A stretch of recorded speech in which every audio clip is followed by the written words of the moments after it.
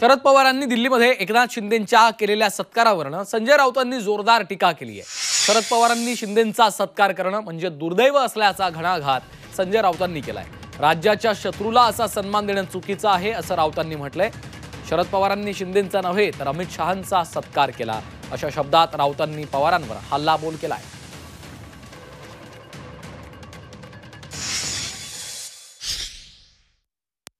खरं म्हणजे ज्या एकनाथ शिंदे यांनी महाराष्ट्राचं सरकार पाडलं, बेईमानी केली, त्यांच्या कार्यक्रमाला शरद पवारांनी नाही जायला पाहिजे।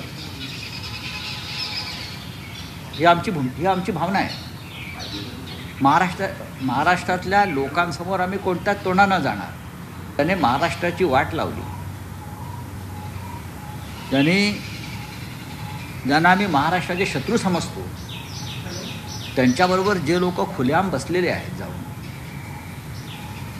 तर त्यांना अशा प्रकारचे सन्मान आपल्या हातून देणं हे महाराष्ट्राच्या अस्मितेला आणि स्वाभिमानाला धक्का लावणार आहे। बाळासाहेब ठाकरेंची शिवसेना अमित शहाच्या सहकार्यानं तोडली आणि महाराष्ट्र कमजोर केला, अशांना आपण सन्मानित करता।